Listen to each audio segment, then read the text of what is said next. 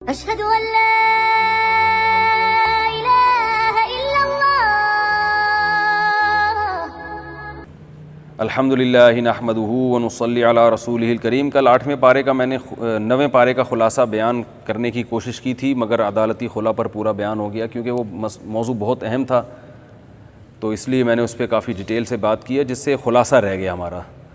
और आपको पता है रमज़ान 29 का ही चांस है इस दफ़ा, कई सालों से 29 ही हो रहा है, तो हो सकता है 30 हो जाए, लेकिन फिर हमारे लिए जो है ना, अगर 29 हुए तो हमारे लिए इस कुरान की तकमील बहुत मुश्किल हो जाएगी। तो इसलिए मैं कोशिश करूँगा कि आज 9वां पारा और 10वां दोनों में बयान कर दूँ, मुख्तसर और मुंतखब आयात। तो शुएब अलैहिस्सलाम की बात चल रही थी। शुएब अलैहिस्सलाम से कौम ने कहा कि आप नमाज़ पढ़ते हुए बहुत अच्छे लगते हैं, हमारे कारोबारी मामलात में दखल अंदाज़ी हमें पसंद नहीं है। इस पर मैंने कहा था कि शरीयत को हर चीज़ में आपको ऊपर रखना पड़ेगा, सिर्फ नमाज रोज़े की हद तक नहीं, हर चीज़ में अल्लाह के हुक्म को पहले मानना पड़ेगा। मूसा अलैहिस्सलाम का अल्लाह ने इसमें वाक़या बयान किया है कि मूसा अलैहिस्सलाम जब फ़िरौन के दरबार में पहुँचे दावत देने के लिए, फ़िरौन ने कहा कि आपके पास अपने नबी होने की कोई दलील है? मूसा अलैहिस्सलाम ने लाठी ज़मीन पे डाली, वो एक सांप बन गई, और अपना हाथ गरेबान में डाल के जब बाहर निकाला तो वो सूरज की तरह चमक रहा था। फ़िरौन ने कहा, और फ़िरौन के दरबारियों ने कहा, लसाहिरुन अलीम, जादू है, मिस्मरिज़म है, शोबदेबाजियाँ होती हैं, हर दौर में होती हैं, तो ये भी वही है। और असल में ये चाहते हैं जादू के ज़ोर से हमें हमारे मुल्क से निकाल दें, सियासी मफाद हैं। क्या हैं? सियासी मफाद हैं।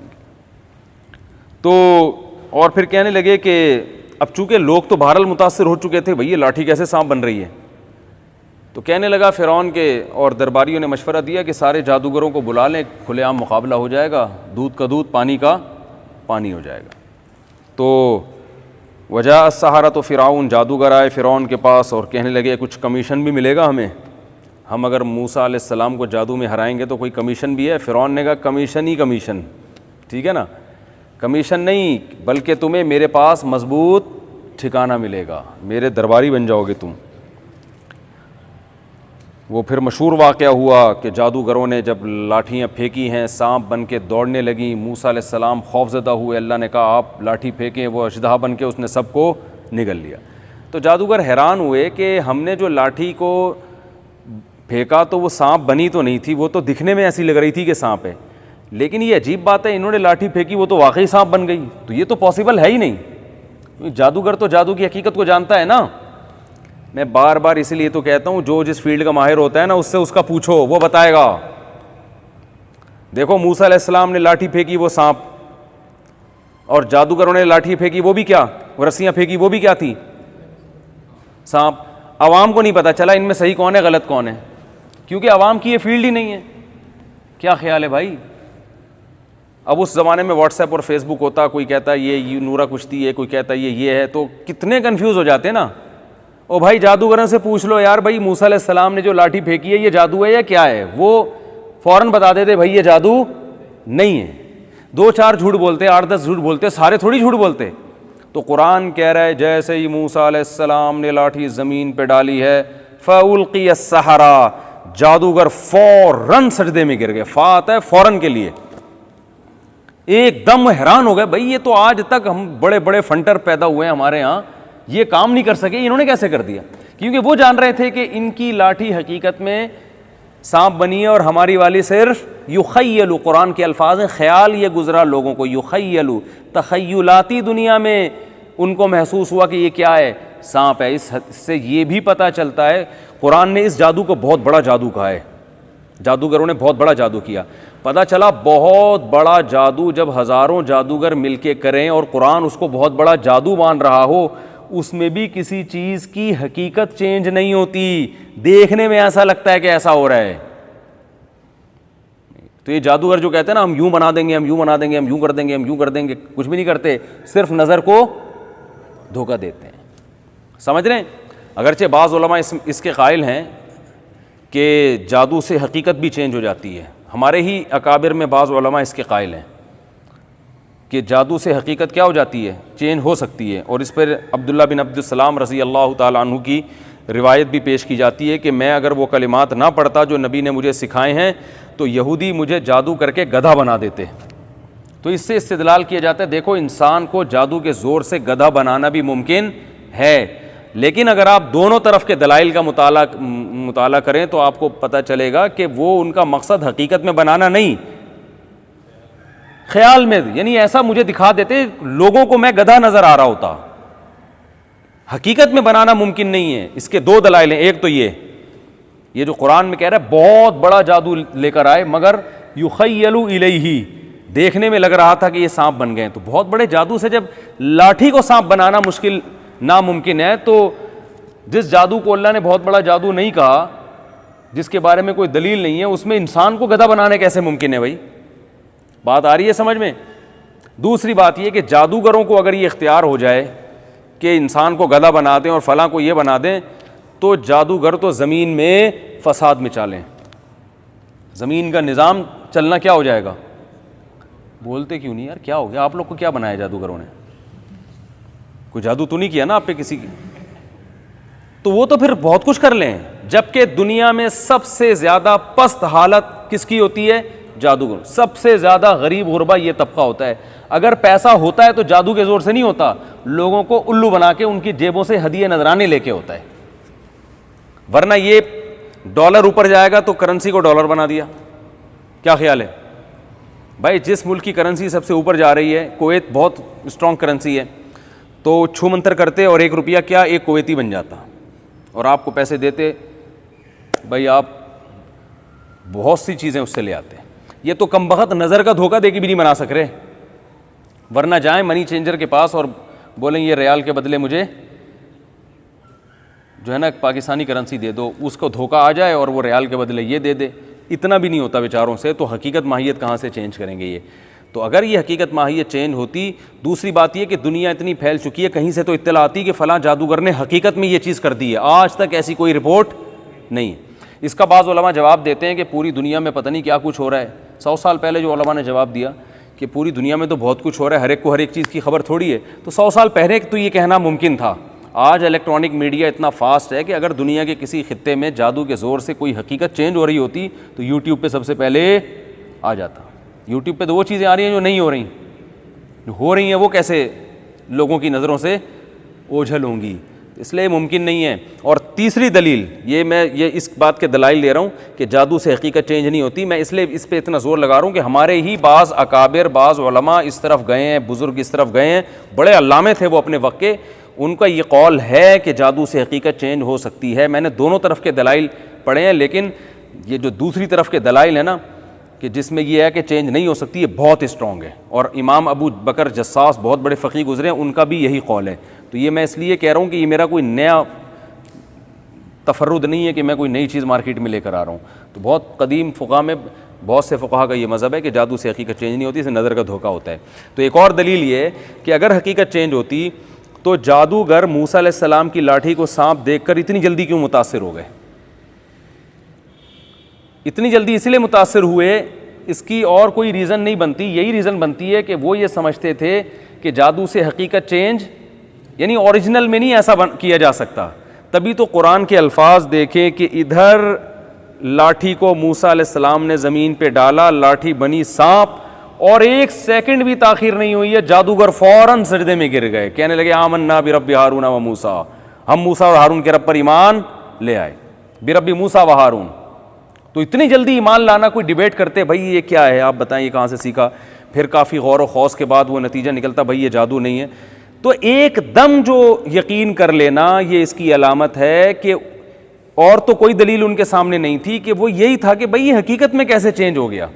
तो उनके सामने ये बात वाज़ेह हो गई कि ये जादूगर नहीं। अब जब जादूगर नहीं है तो इंसान को ये ताकत अल्लाह ने नहीं दी है, तो ये यकीनन किसका काम है? ये अल्लाह का। तो अल्लाह इनके साथ है। बात आ रही है समझ में? तो इसलिए जादूगरों से ज़्यादा मुतासिर होने की ज़रूरत नहीं, कुछ भी नहीं कर सकते आपका इंशाअल्लाह। सल्लु अलल हबीब। चलें आगे भाई, ज़बरदस्त बात की है ना, तो फिर सल्लु अलल हबीब तो बनता है ना एक। अच्छा खैर, फ़अरसलना अलैहिम तूफ़ाना, फ़िरौन ने यह मंज़र भी देखा फिर भी ईमान नहीं लाया, उन जादूगरों को लटका दिया। अच्छा देखो फ़िरौन क्या कह रहा था जब ये जादू देखा ना, फ़िरौन ने मूसा अलैहिस्सलाम का देखा कि ये तो जीत गए, तो जिसने नहीं मानना होता ना वो कीड़े निकालता रहेगा। वो क्या करेगा?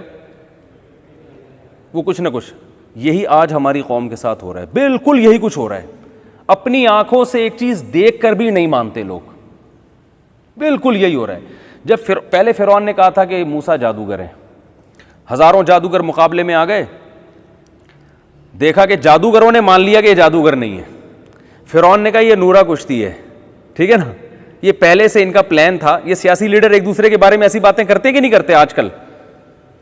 अरे हर तंजीम, हर जमात जो अपोजिशन में हो वो हिज़्ब इख्तिलाफ से इसी स्टाइल में बात करती है कि नहीं करती?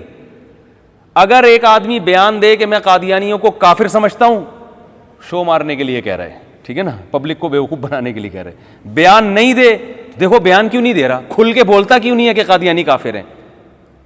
हर जगह यही हो रहा है, समझ रहे हैं? हर आदमी जो है ना अपने हिज़्ब इख्तिलाफ की खूबियों को खूबी मानने के लिए तैयार नहीं है, उसने कीड़े निकाल के छोड़ने हैं हर कीमत। कोरोना वायरस के साथ भी ये हो रहा है भाई। वबा है, अल्लाह के बंदो, कोई फ्रॉड नहीं है, कोई किसी मुल्क की साजिश नहीं है। बीमारी अल्लाह को कुदरत नहीं है कि लोगों को बीमार कर दे। क्या हो गया? क्या यहूदियों को सारी इतना अल्लाह ने उनको स्ट्रांग बना दिया कि वो हमारा खुदा बना दिया इसराइल को, कि वो जो दुनिया में जो चाहे करता फिरे, तो सारा निज़ाम आलम बर्बाद हो जाएगा भाई। हर 100 साल में वबाएं फैलती हैं। हमारे बाप दादा हमें बयान, हमारी दादी बताती थी, इंडिया में जब वबाएं फैलती थी ऐसे हर घर से जनाजे उठते थे। ओ भाई एक वबा फैल गई, नहीं ये वबा नहीं है, ये पहले तो उल्लू बनाया जा रहा है, कुछ है ही नहीं, बस ऐसे भी ढोंग। असल में चाइना की ताकत बढ़ रही थी ना, चाइना सुपर पावर बन रहा था, उसको नीचे गिराने के लिए। एक आदमी से मेरी बहस हुई, बहुत अहम मजमून है, बिल्कुल ऐसा ही है जैसा ही है।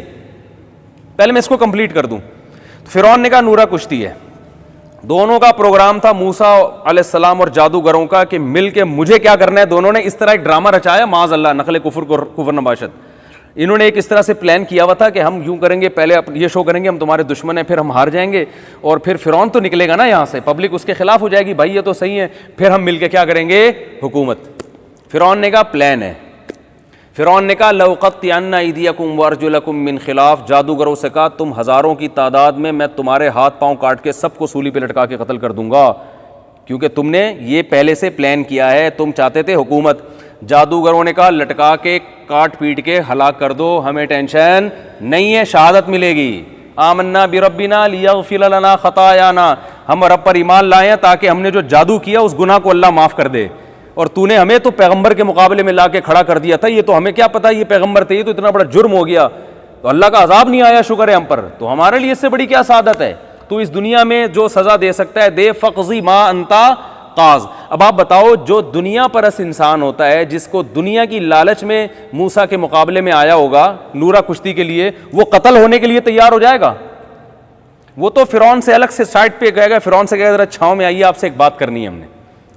बादशाह सलामत, धमकियां आप पब्लिक के सामने दे दें, ठीक है, आपका यही है कि, लेकिन जरा छाँव में आए, देखें वहां से तो इतने मिल रहे हैं ठीक है ना, क्या ख्याल है? अगर आप उससे ज्यादा की ऑफर करते हैं तो हम मूसा का क्या कर देते हैं, इनकार कर देते हैं। नूरा कुश्ती में तो यही होगा ना भाई, दुनियावी मफाद के लिए हजरत मूसा के मुकाबले में आए, तो जहां मफाद ज्यादा नजर आए तो फिर उधर को लुढ़कना चाहिए ना। अबे सियासी लोटे लुढ़कते नहीं है क्या भाई? वो कहते हैं यार वो मुझे उधर से इतने मिल रहे हैं, तुम इतने दे दो तो मैं उधर चला जाऊंगा। इसीलिए तो लोटा कहते ही इसलिए है ना कि इधर से उधर। बाज़ दफ़ा लुढ़कने में कौम का मफाद भी होता है, मैं मानता हूं कि हर एक बुरा नहीं होता सियासत में, बाज़ दफ़ा मफाद में भी लुढ़का जाता है कि भाई वो अब सही था तो अब वो गलत हो गया तो चलो उधर चले जाओ, लेकिन बस इसलिए भी लुढ़का जाता है कि भाई वो इतने दे रहा है तो आप अगर 5 रुपये बढ़ा दो तो हम इधर आ जाते हैं। तो अब क्या था कि जादूगरों को अगर मफाद की वजह से ये काम किया था, तो जब फ़िरौन ने कहा मैं लटका रहा हूं सूली पे, तो जादूगर कहते भाई ये तो लेने के देने पड़ गए, फौरन रुजू करते ना। क्या ख्याल है? मफाद में मूसा पर ईमान लाए तो लटकने में क्या मफाद है? जादूगरों ने कहा बहुत अच्छा, लटका दो भाई, हम ईमान लाए हैं आखिरत के लिए, तो अच्छा है, आजमाइश से अल्लाह ने बचा लिया, लटका दो। तो जादूगर लटक गए, कत्ल कर दिया सबको। अल्लाह ने हक वाजे कर दिया कि नूरा कुश्ती नहीं थी। लेकिन मैंने बताया ना कि फिर भी ना फिरौन ईमान लाया और ना उसके मानने वाले, सारे दलाइल अल्लाह ने कायम कर दिए कि ना कोई कुश्ती थी, कुछ भी नहीं था। यही आज हो रहा है। जो हट धर्म होता है ना, जिद्दी, हम पता है क्या करते हैं, एक नजरिया पहले खुद से घड़ते हैं, फिर उसके हिसाब से दलाइल तैयार करते हैं। होना यह चाहिए दलाइल के हिसाब से किसी नजरिए को घड़े हम। अरे नजरिया बाद में वजूद में आना चाहिए, दलील पहले होनी चाहिए। मिसाल के तौर पर आपके पास एक पेटी रखी हुई है, उसमें सेब पड़े हुए हैं। किसी ने पूछा कितने सेब हैं, अब आप बजाय इसके कि अपनी जहालत का एतराफ़ करो, आप बोलो पता नहीं, गिन के बताऊंगा। गिने बगैर मेरे पास कोई दलील नहीं है कि ये कितने सेब हैं। लेकिन हमारी कौम अपनी कम इल्मी का एतराफ़ नहीं करती। सारी कौम नहीं, कुछ उसमें ऐसे हैं जो करते भी हैं, क्योंकि मौलाना तारिक साहब ने भी कह दिया ना हमारी कौम ये करती है, तो इतनी माफ़ियाँ दिलवाई गई कि सारे थोड़ी होते हैं। तो अब हर जगह फूक फूक के कदम रखना पड़ेगा। इतना ज़्यादा हसास बना दिया ना मीडिया ने यार, कोई बंदा बात ही नहीं कर सकता। सारी का मतलब सारी थोड़ी होते हैं भाई। जब कोई कहता है ये मीडिया में झूठ बोला जा रहा है, मतलब थोड़ी सारी दुनिया के सारे एंकर ही झूठे होते हैं, तो वो तो एक मुबालगा किया जाता है। तो अब हम भी बड़े डर गए, घबरा गए और ये अजीब सा मुसीबत बना दी है। तो जो मेरा बयान सुन रहे हैं उनके अलावा जितने भी लोग हैं झूठे हैं या नहीं हैं? क्या ख्याल? अब जो भी सुनेगा वो उसमें दाखिल ही नहीं होगा, तो कोई केस ही नहीं कर सकता। अल्हम्दुलिल्लाह भाई, जिसने अपने आप को खारिज करना सुन ले बयान। तो हमारी कौम में जो मेरा बयान सुन रहे हैं उनके अलावा जितने भी हमारी कौम के लोग हैं, हर आदमी बगैर दलील के पहले एक नज़रिया गढ़ लेता है। क्योंकि जब उससे कोई बात पूछी जाए तो ये कहना कि मुझे इसका जवाब मालूम नहीं है, ये हम इसमें आर महसूस करते हैं। क्या महसूस करते हैं? शर्मिंदगी। तो अब किसी ने किसी से पूछा कि इस सेब की पेटी में कितने सेब हैं। मुझसे आके कोई पूछे, मैं बोलूं भाई मुझे क्या पता कितने सेब हैं। बोले आप इतने बड़े मुफ्ती हैं, यानी बने हुए हैं, इतने बड़े मुफ्ती हैं नहीं है, वो तो अल्लाह ही जानता है। लोग कहते हैं हज़रत जी मुफ्ती साहब फलाना ढिमकाना और इतने बयानात, आपको इतनी सी नॉलेज भी नहीं है कि इस पेटी में इतने सेब हैं। तो मैं उससे कहूँगा मैंने दरसे निज़ामी पढ़ी है, मैंने पेटी के सामने बैठकर सेब नहीं गिने। यही कहूँगा ना भाई, मुझे नहीं पता कितने सेब हैं, मुझे तो ये नहीं पता इसमें सेब हैं, खरबूजे हैं, टमाटर हैं, क्या हैं। सब्जी वाला तो उठा के बता देगा ये सेब का वज़न है या टमाटर का वज़न है, हम नहीं बता सकते। तो कितने होना तो बात की चीज़ है। तो ये हमारी कौम में नहीं है। हर आदमी फेंक देगा बैठे बैठे, ये कितने सेब हैं, ये जो है 25। दलील क्या है? देख लो भाई, 25 ना निकले मेरा नाम बदल देना। अब वो गिना तो निकले जी 50। 25 हैं ये। ये क्या है? बोलो भाई 25। बड़े बड़े रियाजी दान को बुला लिया, हर लिहाज से कैलकुलेशन कर लिया। अबे सब मिले हुए हैं, सब मिले हुए, सब क्या है आपस में मिले हुए। और फिर ये अगर ये बहुत बड़ा इशू बन जाए कि इस पेटी में कितने सेब हैं, एक वायरल हो जाए ये वीडियो, तो फिर बहुत सारे लोग आपको ऐसे मखनचू मिल भी जाएंगे जो आपकी हिमायत कर रहे होंगे, क्योंकि उनको पता है सारी कौम अगर एक तरफ जा रही हो तो वैसी ही वीडियो बनाओगे तो कोई नहीं देखेगा। तो कुछ थोड़ा सा मुनफरिद चीज़ लेकर आओ मार्केट में। फिर आप बोलो कि असल में इस आदमी को बदनाम करने के लिए, ये महल्ले में बहुत मशहूर आदमी था, इसने एक बताया था कि 25 सेब हैं। अगर ये लोग मान लेते, सॉरी इसने 25 का बोला था, अगर ये लोग यकीन कर लेते इसकी इज्जत बढ़ जाती। फिर सारी कैलकुलेशन कोड वर्ड यहूदियों के, इसराइल के पेटियों पे निकाल के दिखा। हकीकत बता रहा हूँ, ये 19 सेब थे, 19 का अदद जहन्नम के 19 दारोगा किसे फिट होता है, और इसराइल की फला प्रोडक्ट में 19 लिखा हुआ है, और 19 आप ये देखें, ये 19 लिखा है, 19 लिखा है कि नहीं लिखा हुआ। सेब की तादाद भी कितनी निकली? 19। और जिस गाड़ी में ये सेब आया है ना, उसकी नंबर प्लेट के आखिर में 19 आता है। खुदा की कसम यही हो रहा है। आप मजाक समझ रहे हो? कोरोना वायरस के साथ तो यही हो रहा है। 25 या 19 या जितने भी सेब थे ना, वो 25 का अदद निकालेंगे, फिर उसको कैलकुलेट करेंगे, फिर इमाम मेहदी से ज़रब देंगे उसको, फिर दज्जाल आएगा दरमियान में, फिर वो हदीसें जिसमें दज्जाल का तस्करा है उसमें 19 सहाबा से मरवी है, तो 19 का अदद यहां फिट हो रहा है। हालांकि 19 सहाबा, एक मिसाल दे रहा हूं मैं, कुछ ना कुछ बना के, चूंकि एक नजरिया गढ़ लिया, इमाम मेहदी को लाके छोड़ना है अगले साल, दज्जाल को निकालना है बहरहाल, तो अब उसके लिए पूरा जो है ना दलाइल के ताने बाने मिला के जोड़ जाड़ के वो सेब को कमबख्त साबित करके छोड़ेगा कि ये कितने हैं, 25 हैं। और हमारे मुल्क में उसको बाहर के मुल्कों में तो फॉलो करने वाले ज़्यादा लोग नहीं मिलेंगे, लेकिन इंडिया, पाकिस्तान और बांग्लादेश में इसके फॉलोवर्स 50 कहने वालों से ज़्यादा हो जाएंगे। जिन्होंने कहा था ना 50 सेब में, बड़े बड़े रियाजीदान, वो तो सारे साजिशी हो जाएंगे, वो सारे बिके हुए हो जाएंगे, वो सारे यहूदी के एजेंट हो जाएंगे, उनकी शर्टों पे नाइक का निशान भी दिखा देंगे, ठीक है ना, और उनकी कैप पे ये वाले निशान भी दिखा देंगे। हालांकि उसके बाप को भी नहीं कभी पता होगा कि मैं जो शर्ट खरीद रहा हूं उस पे ये निशान पड़ा, वो वैसे ही उसने लुंडा बाजार से जाके खरीद ली, उसके ख्वाबों ख्यालों में भी नहीं ये चीज होगी। ये हो रहा है मार्केट में। तो हमारे यहां दलाइल पहले, दावा बाद में, ऐसा नहीं है। दावा पहले, उसके लिए दलाइल को तराश खराश के उसके हिसाब से फिट करना, ये बाद में ये काम होता है। तो जैसे फिरौन ने फैसला कर लिया था कि भाई ये मूसा को नबी नहीं मानना, कुछ भी हो जाए, तो ऐसे ही हमारे यहां बाज लोगों ने फैसला कर लिया है कि इस वबा को वबा नहीं मानना, हर चीज को साजिश करार देना है। पहले ये साजिश थी कि ये वबा है ही नहीं, चाइना सुपर पावर बन रहा है, एक्चुअली हालांकि बन रहा है सुपर पावर, यहां तक तो ठीक है, बन रहा है, उसकी मईशत दुनिया में जा रही है। तो अब ये जो दूसरे कंट्रीज जो है ना, उसको देख के घबरा गए और ये वायरस का शोशा छोड़ दिया, और बाकायदा वहां अंग्रेजों को थूकते हुए दिखाया भी है। दुनिया में कोई डॉक्टर नहीं है जो ऐसा कहे जो मुंह में वायरस लग के ले जाके थूके और वो वायरस फैल जाए। पहले तो खतरनाक कितना काम किया कि आप अपने थूक में वायरस लेके जा रहे हो यार। किसी डॉक्टर से पूछो, वो बोलेगा इससे बड़ा लतीफा हमने कभी दुनिया में सुना नहीं है कि अंग्रेज वायरस अपनी थूक में बिठा के अमेरिका से चाइना के एयरपोर्ट पे उतरे और थूक थूक के वहां फैला रहे हो। तो वो वीडियो मिल जाएगी, थूकने की भी मिलेगी, गुटके की भी मिलेगी, पान की भी मिलेगी वीडियो। अरे थूकना होता तो हमारे यहां से किसी गुटके के मरीज को ले जाते, चाइना में छोड़ देते, बिस्मिल्लाह अल्लाह ऊपर पड़ गए। 2-4 गुटके के मरीज को ले जाके बोलते इतने करोड़ डॉलर तुम्हें मिलेंगे और एक गुटके की पीक थूक के आ जाओ। उससे जो जर्म्स फैलते ना, खुदा की कसम, मेरा मुमकिन है चाइना उस माशी लिहाज से बर्बाद हो जाता। वो गुटका बर्दाश्त, ये कैंसर वाला जो गुटका हम लेके घूम रहे हैं ना, तो थूकते हुए भी दिखा देंगे गोरे वहां पे। फिर क्या हुआ, फिर हमने कहा भाई साजिश नहीं, क्योंकि मेरे डॉक्टरों से राब्ते थे, हमने कहा साजिश नहीं है भाई, ये बीमारी फैली, हमने राब्ते किए हैं, वो बता रहे हैं बीमारी है, वबा है। नहीं जी, ये अमेरिका ने साजिश की है। जब ये बीमारी अमेरिका में आई है, साबित हो जाना चाहिए यार ये अमेरिका ने नहीं किया भाई, वो अपने खिलाफ ऐसा करेगा। पहले तो बीमारी नहीं है, लेकिन जब हो गया यार बीमारी तो है, फिर ये किसने की है, ये अमेरिका ने फैलाई है। अमेरिका ने फैलाई है तो खुद सबसे ज़्यादा मर रहा है, बस वो उसको पता नहीं था, पहले से अंदाज़ा नहीं था कि ये मेरे साथ भी हो सकता है। कमाल है यार, एक तरफ टेक्नोलॉजी में इतना आगे कि एक वायरस पैदा करके वो जानता है कि फैलाना कैसे है, ये नहीं जानता कि उस पर कंट्रोल कैसे करना है।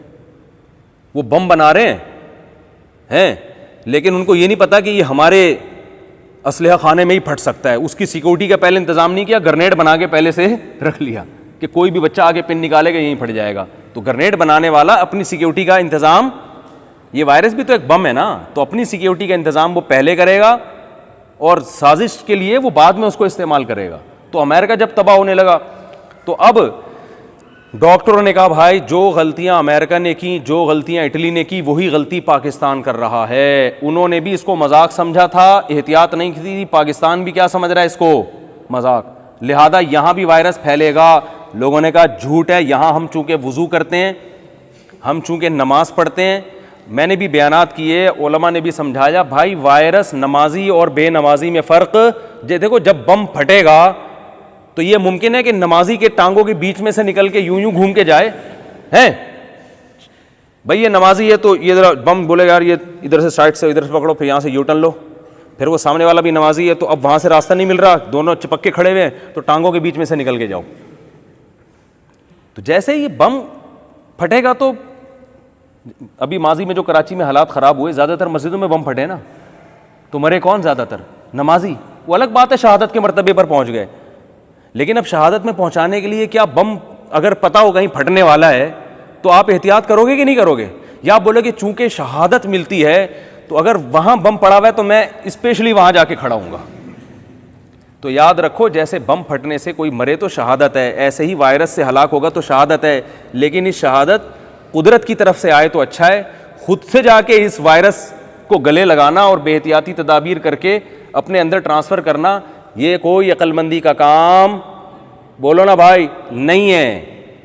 तो ये खबरें फैल गई कि जी ये मसला क्या है कि ये अमेरिका की साजिश है और फलानी साजिश है। अब जब अब पाकिस्तानी में ये ऐसे इतना है नहीं जितना बड़ा चढ़ा के बयान किया जा रहा है। फिर जब पाकिस्तान में इंतकाल होना शुरू हुआ, हमारे रिलेटिव का, मुझे कल कुछ ने कोई आपके रिलेटिव का इंतकाल हुआ, मैंने कहा हुआ है, मैंने नाम बताना शुरू कर दिए। तो उनके बारे में खबरें आई कि उनका कोरोना से नहीं हुआ था, वो तो किसी और वजह से हुआ था। एक साहब का इंतकाल हुआ, मेजर, क्या नाम है उनका, एबटाबाद में एक आर्मी के मेजर थे तबलीग जमात के, उनका इंतकाल हुआ कोरोना से। 5 तो तबलीग जमात ही के बुजुर्ग हैं जिनको हम जानते हैं जिनका कोरोना से इंतकाल हुआ। उसके अलावा भी बहुत सारे लोग हैं, डॉक्टर, जवान डॉक्टर का इंतकाल हुआ। अब ये बीमारी फैल रही है, इंतकाल, अल्लाह सबको बचाए। तो अब क्या है कि यार ये सब कोई कोरोना का नहीं है, ये गवर्नमेंट जो है ना IMF से कर्ज़ा लेने के लिए हमारे सामने झूठ बोल रही है। चाइना ने किसके सामने झूठ बोला था किससे कर्ज़ा लेने के लिए? अमेरिका ने किसके सामने झूठ बोला? और आप अमेरिका से कर्ज़ा लेने के लिए झूठ बोलोगे? वो अमेरिका बोलेगा मैं तुम्हें कर्ज़ा दूं, मैं जो है ना मेरे अपने मसाइल हल नहीं हो रहे। और कर्ज़ा कितना मिल रहा है, और लॉकडाउन की वजह से मईशत कितनी डाउन हो रही है। एक आदमी कर्ज़ा लेने के लिए, एक आदमी 500 रुपये कर्ज़ा लेने के लिए किसी सेठ के पास जा रहा है और गाड़ी में 1000 रुपये का पेट्रोल डाल के जा रहा है। अक्लमंदी होगी? तो लॉकडाउन की वजह से जो हमारी मईशत तबाह हो रही है ना, वो IMF के कर्जे से वो कवर नहीं होगी। तो ये ऐसी हमाकत कौन करेगा भाई कि कर्जा लेने के लिए अपने मुल्क का बेड़ा गर्क कर दो। लेकिन लोग नहीं मान रहे, अभी भी सीरियस नहीं है। कोयटा में हमारे एक दोस्त हैं, उन्होंने मुझे मैसेज भेजा, आपने कोरोना को इतना बढ़ा दिया है। कल उनका मैसेज आया, हमारे ससुराल में 2-4 आदमियों को कोरोना हो गया है। तो फिर वो क्या हुआ, एक बुजुर्ग का कोरोना से इंतकाल हुआ, तो एक दाढ़ी वाला आदमी पगड़ी पहनी हुई है, वीडियो बना रहा है, ये सब झूठ है, इनका कोई कोरोना से नहीं हुआ था, ये इनकी रिपोर्ट है, देखें नेगेटिव था, फेक न्यूज़ हैं ये सब। तो मुझे किसी ने भेजा, मुफ्ती साहब देख लें, ये सब फेक चल रहा है, इनकी पीछे साजिश है। मैंने कहा मुझे ये बताओ, ये जो बंदा वीडियो बना रहा है जिन बुज़ुर्ग के बारे में, ये उनका मामू लगता है, बेटा लगता है, चाचा है, फुप्पा है, क्या है ये है? कोई भी उठ के किसी के बारे में रिपोर्ट पेश कर दे और आप उस रिपोर्ट पे यकीन कर लो, ये कोई कॉमन सेंस की बात है? मैंने कहा दूसरा ये जो रिपोर्ट दिखा रहे हैं इंग्लिश में, ये किसी डॉक्टर को दिखाओ, पहले तो डॉक्टर बताएगा कि ये उसकी रिपोर्ट है भी कि नहीं है। दूसरा पहले तो ये बताएगा रिपोर्ट भी है कि नहीं है। हो सकता है आलू प्याज टमाटर के लिए इसकी वाइफ ने इसको भेजा हो, इंग्लिश में लिखती है ना आजकल खवातीन आलू प्याज टमाटर, गौर से देखो आलू प्याज टमाटर ना लिखा हुआ उसके अंदर, और एक यूं करके काटा हुआ हो ना, टमाटर काट दिए कि वो मैं भूल गई थी वो हैं, तो नेगेटिव आई ये रिपोर्ट। रिपोर्ट इतना भी नहीं देखते, कोई भी उठा के वीडियो बना रहा है, कुछ भी कर रहा है। तो लेकिन जब नहीं मानना तो नहीं मानना, लोग नहीं मान रहे। और अल्लाह बचाए, ये जो आज फजर के बाद एक शख्स ने मुझसे कहा कि मुफ्ती साहब इतने सारे लोग तो एक्सीडेंट में मर जाते हैं, 400 लोग तो पाकिस्तान में एक्सीडेंट में मरते हैं, तो कोरोना से अगर 4000 भी मर गए तो क्या हुआ? 4000 तो वैसे भी मर जाते हैं। मैंने कहा पिछले महीने अगर 400 आदमी एक्सीडेंट से मरा था पूरे पाकिस्तान में, इस महीने भी 400 या 401 मरा है, तो ये नॉर्मल है। लेकिन अगर पिछले महीने 400 आदमी एक्सीडेंट से मरे थे और इस महीने 800 और उसके बाद अगले महीने 1600, ये खुदा की कसम इंतहाई खतरनाक है। इसका मतलब है कि इस मुल्क में आधी कौम एक्सीडेंट से मरने वाली 1 साल के बाद। नहीं आ रही बात समझ में? देखो ग्रोथ रेशो देखा जाता है किसी चीज का, यह नहीं देखा जाता कि कितने अफराद मर रहे हैं, ये कितने मुतासिर हो रहे हैं। यह देखा जाता है कि मुतासिर होने वालों का रेशो कितना है, पिछली दफा कितने थे। देखो फैमिली प्लानिंग वाले क्या कहते हैं, ग्रोथ रेशो कम करो, ये कहते हैं ना, यही कहते हैं ना, उनको पता है कि यार ये बढ़ता रहा तो इतने हो जाएंगे। अल्लाह ने तो कहा हो जाए, कोई मसला नहीं है। वहां तो अल्लाह ने हमें बताया कि हो जाए, ये फायदा होगा, इससे जमीन को नुकसान नहीं होगा। लेकिन अगर ये मौत रेशो इसी हिसाब से बढ़ना शुरू हो जाए जिस हिसाब से बच्चे पैदा हो रहे हैं, 1 के 2 और 2 के 4 और 4 के 8, तो ये बहुत खतरनाक है। इसका मतलब अल्लाह ना करे, मैं डरा नहीं रहा, लेकिन एक ग्राउंड रियलिटी बता रहा हूं, अगर इस पर कंट्रोल नहीं किया हर घर से जनाजा उठेगा। समझ में आ रही है बात कि नहीं आ रही? हर घर से जनाजा उठने का खतरा है। और ये भी इतनी डेंजरस बात नहीं है। ज़्यादा डेंजरस बात यह है कि अस्पतालों में कोरोना के मरीजों को कबूल नहीं किया जा रहा। आप जब अपने पेशेंट को लेके दर दर के धक्के खाओगे ना, फिर आप बोलोगे ये क्या हो रहा है हमारे साथ। लेकिन जब आप ये बोलोगे तो फिर आपको पता चलेगा जो वीडियो बना के कह रहा होगा ये झूठ बोल रहा है, ये एजेंट है, इसको कुछ भी नहीं हुआ, इसको गवर्नमेंट किसी ने, IMF ने या यहूदियों ने पैसे खिलाए हैं कि अपना पेशेंट को जो है ना अस्पतालों से बाहर लेके घूमना और ये शो करना कि बहुत मसाइल, हालात बहुत खराब हुए हैं। फिर आपके जो सीना जलेगा ना, और लोगों के साथ होना शुरू हो गया है। जनाजे नहीं दे रहे भाई, कह रहे मैयत से फैल रहा है। मैं मानता हूं बहुत से फेक भी हो रहे हैं। फेक क्यों हो रहे हैं? बास डॉक्टर ये करते हैं कि ये कोरोना का नहीं है, लेकिन वो शो करते हैं कि कोरोना का पेशेंट है। वजह उसकी ये कि अगर वो शो ना करें कोरोना का पेशेंट है तो फिर उनको वो तमाम हिफाजती तदाबीर गवर्नमेंट देती नहीं है। वो कहते हैं यार ये नहीं है लेकिन वो साथ वाला तो है ना। तो ये हो रहा है, बाज़ दफ़ा झूठा भी बना दिया जाता है, नहीं होता कोरोना का, लेकिन कोरोना के खाते में डाल दिया जाता है। वो तो जब बहुत कुछ सही होता है तो कुछ में गलत भी हो रहा होता है, लेकिन ये कहना कि है ही नहीं, तो ये हक़ाइक़ का इनकार है। दलाइल को आप रद्द करते रहें। आप डॉक्टरों से पूछें, जो आगा खान में किसी डॉक्टर को फ़ोन करके क्यों नहीं पूछते भाई? आप यूट्यूब की और फेसबुक की खबरों पे क्यों जा रहे हो? वो कहते हैं यार आइए साहब, एक साहब ने कहा साहब डॉक्टर मिले हुए। मैंने कहा यार आपका मामू चाचा भी तो कोई डॉक्टर होगा जिसको आप बचपन से जानते हो, जो आगा खान हॉस्पिटल में हो, लियाकत नेशनल में हो, सिविल हॉस्पिटल में हो, आप उसको फ़ोन करो, उससे जाके मिलो, भाई ये बताओ ये क्या है। वो डराएगा आपको बोलेगा भाई हम पे जो गुजर रही है वो हम जानते हैं। लेकिन फिर भी आप बोलोगे यार ये साजिश है। तो वही बात है, जैसे फ़िरौन ने मूसा अलैहिस्सलाम के बारे में आखिरी दम तक कहता रहा, तो कहते रहो। और मुझे ये डर है, हमारे बाज़ उलमा कहते हैं कि कौम आद ने जब अज़ाब देखा था ना, तो नबी उनको बता रहे थे अज़ाब आ रहा है, बारिश बरसेगी और उसमें तूफ़ान होगा और पत्थर बरसेंगे। उन्होंने कहा नहीं, अचानक बादल आए हैं, नबी ने बताया ये अज़ाब है। उन्होंने कहा नहीं, ये नॉर्मल एक बादल है जो हम पे आखिरी वक्त तक वो ये कहते रहे कि नहीं हो सकता। तो हम भी ये समझते हैं कि हम दूध के धुले हुए हैं, दुनिया पे ये अज़ाब आ सकता है। हम चूँकि बहुत नेक हैं, पाकिस्तानी हैं, रिश्वत तो हमारे यहाँ है ही नहीं, सब ने हज उम्रे किए हुए हैं, सच बोल बोल के बस हमारा शुमार सिद्दीकीन और शुहदा में रहे, सिद्दीकीन में हो गया, अब शुहदा में होने वाला है, थोड़े अल्लाह बचाए सबको। तो बहुत नेक हैं। तो और हमारे यहाँ मेडिकल साइंस ने, बाद लोग कहते हैं इम्यूनिटी सिस्टम हमारा बहुत स्ट्रांग है, हमें बचपन में टीबी के टीके लगे, हमें कुछ नहीं हो सकता। मुमकिन है ना हो भाई, मुमकिन तो दुनिया में। एक साहब मुझे कहने लगे हो सकता है अल्लाह की कोई मदद आए और ये वायरस यहाँ से ख़त्म हो जाए। मैंने कहा हो सकता है कि अगर वायरस ख़त्म ना भी हो, जो मरे वो दोबारा ज़िंदा हो जाए। क्या ख्याल है? ईसा अलैहिस्सलाम के दौर में बहुत से मुर्दे ज़िंदा हुए नहीं क्या? अल्लाह की कुदरत से हुए ना। तो मैंने कहा ये भी मुमकिन है कि जो मर गए अल्लाह उनको भी, अय्यूब अलैहिस्सलाम के अहले खाना का इंतकाल हो गया था बीमारी में, जब सेहत मिली है तो अल्लाह ने कहा कि हमने उनके अहले सारे बीवी बच्चों को भी ज़िंदा कर दिया। कुरान में है कि हमने उनके, इसकी दो तफसीरें, बाज़ ने कहा दूसरे दे दिए, बाज़ ने कहा उन्हीं को ज़िंदा कर दिया। तो अल्लाह तो ज़िंदा कर सकता है भाई। हो सकता है इस वायरस से अगर हमारे यहाँ बहुत से लोग मर भी जाएँ तो वो मरे में को अल्लाह दोबारा ज़िंदा कर दे।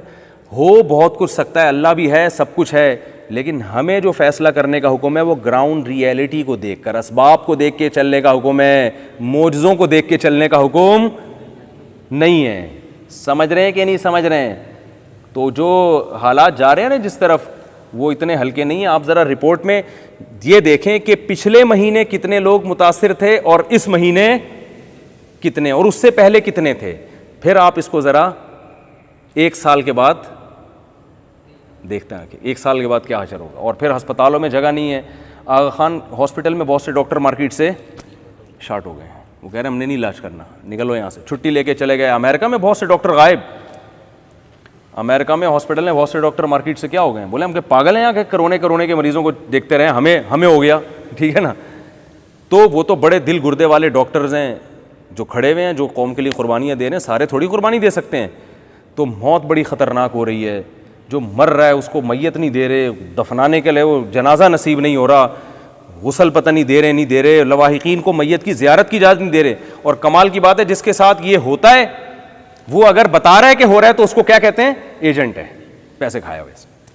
और फौरन कोई दूसरी वीडियो आके उसको फेक करार दे देगी। लोगों को कंफ्यूजन में डाल दिया है, किसी एक चीज़ पे भी कोई टिकने के लिए तैयार नहीं है। तो हमें इस आयत से क्या पता चलता है? जादूगरों ने कहा मूसा जादूगर हैं, जादूगरों ने लाठी को सांप बनाया, वो समझते थे जादू है, मूसा अलैहिस्सलाम ने लाठी फेंकी सांप बना, कौम यही समझ रही है दोनों जादूगर हैं, मगर जादूगरों ने कहा कि हम जादूगर हैं, ये जादूगर नहीं है। क्या पता चला, जिस चीज़ में भी कन्फ्यूजन पैदा हो सकती है ना, तो उस फील्ड के माहिरीन से पूछो, वो बताएंगे कि ये जादू है या हकीकत। तो मेडिकल साइंस की फील्ड है, ये वायरस है या नहीं है, वबा है या नहीं है, ये फेक न्यूज़ है, ये हकीकत है, ये मेडिकल साइंस की फील्ड है। इसमें सियासतदान नहीं बताएंगे, इसमें कौन बताएगा? डॉक्टर बताएंगे ना इसमें। तो डॉक्टरों से पूछो, अल्लाह के बंदो, डॉक्टर से पूछने के लिए तैयार नहीं। बाज़ दफ़ा ये भी होता है कि किसी डॉक्टर को भी लाके ना लगा के, हो सकता है उससे कोई क्लिप रिकॉर्ड ना करवा लें। तो एक आध आदमी नहीं है, सारी दुनिया जो कह रही है, सारे थोड़ी बेवकूफ़ हो सकते हैं। तो डॉक्टरों से पूछो। अच्छा, यही मैं आपको बता दूं, मैंने जब ये वबा के बारे में बयानात शुरू किए, लॉकडाउन होना चाहिए, मस्जिदों में क्राउड नहीं होना चाहिए, एहतियात होनी चाहिए, बहुत सारे लोगों ने कमेंट्स किए, मुझे ज़ाती नंबर पे मैसेज भी भेजे कि हुकूमत के पिट्ठू बने हुए हो आप आजकल। आप क्या बने हुए हो? आप लोग मुझे कहा, आप और मौलाना तारिक साहब दोनों सरकारी मौलवी हैं, हुकूमत के पिट्ठू बने हुए हो। यहाँ भी देखो, इमरान खान लॉकडाउन की हिमायत कर रहा है, बोलो ना भाई, कर रहा है? बार बार मैंने खुद सुना है, वो हिमायत नहीं कर रहा, हम हिमायत कर रहे हैं। ये भी नहीं देख रहे कि हुकूमत का दावा अलग है और मौलाना तारिक साहब का दावा अलग है, दोनों के दावों में एक दूसरे के अपोजिट जा रहे हैं, फिर भी कह रहे हैं कि किसकी हिमायत कर रहे हैं? ये हुकूमत के मशवरे पे किया जा रहा है। अजीब बात है, वो मशवरा कुछ और दे रहे हैं, हम कुछ और कर रहे हैं, और फिर वो हमें खाते में किसके डाला जा रहा है? हुकूमत के। हुकूमत को खुश करने के लिए किया जा रहा है। हुकूमत इस पे खुश होगी कि मैं लॉकडाउन ना होने की हिमायत करूं, इमरान खान बोलेगा कोई तो है मेरा हामी ठीक है ना? समझ में नहीं आ रही तो रहने दो। तो हमारे यहाँ पहले फर्ज कर लिया गया कि मौलाना तारिक मसूद साहब हुकूमत के एजेंट हैं, हुकूमत के पिट्ठू हैं। आपने को बदगुमानी जो है ना, क्योंकि आपके नज़रियात से कुछ हमने खिलाफ बातें कही हैं, कुछ आपके ऐसी कुछ बातें कही जिससे आप मुत्तफिक नहीं थे, तो आप कह देते यार मुफ्ती साहब का ये नज़रिया है, हमारा ये नज़रिया, ख़त्म हो जाती बात। नज़रियों में इख्तलाफ होता है, लेकिन आपने कहा कि हमारे नज़रिए से इख्तलाफ क्यों किया? तो अब दलाइल से जवाब देने के बजाय जो आलिम आपके नज़रिए से इख्तलाफ करे उसको उठा के खाते में डाल दो। किसके? हुकूमत के खाते। ये हुकूमत के पिट्ठू हैं, ये भी नहीं देख रहे कि हुकूमत कुछ और कह रही है, हम कुछ और। हुकूमत लॉकडाउन की हिमायती नहीं है, हम लॉकडाउन के हिमायती हैं, इसलिए कि हमारे सैकड़ों बड़े बड़े डॉक्टरों से ताल्लुकात हैं, और उनमें कुछ डॉक्टर तो खुद कोरोना में मुब्तला हो गए हैं। मैंने जो ऑस्ट्रेलिया में मैंने वीडियो बयान नहीं रिकॉर्ड करवाया था एक डॉक्टर का यूके से, जो कोरोना के बारे में बता रहे थे कि लोगों को कि भाई एहतियात करें। अगले दिन उनसे मेरी बात हुई, वो खुद शदीद बीमार थे, उनसे उनके आवाज़ नहीं निकल रही थी। 3-4 दिन के बाद इंतहाई सीरियस कंडीशन में जाके वो उठे, और यूके में थे, हॉस्पिटल जाने की उनको डॉक्टर को इजाज़त नहीं थी। वहाँ गवर्नमेंट ने कहा बीमार हो घर में रहो, बस हॉस्पिटल में कोई किसी को इतना फ्री कराने की हुकूमत कह रही है, जिसने रहना है वहीं रहे, जिंदा रहो मरो हमारी बला से ठीक है ना? डॉक्टरों के साथ ये हशर हो रहा है, मैं और आप किस खेत की मूली हैं। इसलिए कह रहे हैं एहतियात कर लो। आज मुझे किसी ने इफ्तारी पे बुलाया, मैं नहीं जा रहा दावतों में, बहुत अच्छे आदमी है माशाल्लाह, अल्लाह उनकी उम्र में बरकत दे। मैं गया हूँ तो सारे मुसाफे कर रहे हैं। मैंने कहा यार आप लोग तो एहतियात करो। मुझे लग रहा था उनके अंदाजे से उनको ये वबा लग नहीं रही है। फिर उनको समझाया मोहब्बत से, जैसे अब्बा बच्चों को नहीं समझा रहे होते, माएँ बच्चों को समझा रही होती, भाई ऐसा नहीं है, कुछ एहतियात कर लो, इतने अफराद घर में इकट्ठे रह रहे हो, एक को हो गया तो सबको लगेगा ये तो ऐसे ही। और बूढ़ों का तो कम से कम ख्याल करो, घर में बूढ़े लोग भी हैं, आपको चलो इम्यूनिटी सिस्टम आपका मजबूत होगा। और जो देखो जिनको शुरू में कोरोना हो गया ना, खुशकिस्मत थे, वेंटिलेटर से घूम घाम के बाहर आ गए, अब वेंटिलेटर मार्केट में शार्ट हैं। कुछ है हमारे जानने वाले ऐसे भी हैं जिनको हुआ, वेंटिलेटर मिल गया उनको, कई दिन पड़े रहे वेंटिलेटर में, बिल आखिर निकल के आ गए, सही हो गया अल्हम्दुलिल्लाह फिटफाट। लेकिन अब अगर किसी को होगा तो पता नहीं वेंटिलेटर मिले या ज़्यादातर और फिर कुछ दिनों में अल्लाह ना करे ये भी हो जाएगा भी 50 से ऊपर वालों को तो आने की इजाज़त है, सॉरी 50 से ऊपर वाले नहीं आ सकते। 50 इटली में तो यही हुआ है। और आपकी इत्तला के लिए भी अर्ज़ है कि बहुत सी जगहों पे, मैं नाम नहीं बताऊंगा, बहुत सी जगहों को पेशेंट को मारा भी जा रहा है कि जान छुड़ाओ, कि ये पेशेंट जितने जिंदा रहेगा ना दूसरों को लगाएगा, छप्पड़ में इसका इन्ना लिल्लाही कर दो ताकि बीमारी ख़त्म हो। चाहे मुल्कों का नाम नहीं लेना चाहिए, एक बड़ा मसला खड़ा हो जाता है। फिर बाज़ कंट्री में बाकायदा मारा गया है, मरीज़ों को बाकायदा मारा गया है। ऐसे मरीज़ों को जिनके बारे में यह था कि ये शायद ज़िंदा ना रह सकें, तो अब इतने दिन गुजारेंगे और इतने लोगों को करेंगे, और वेंटिलेटर भी इन्होंने एंगेज किया हुआ है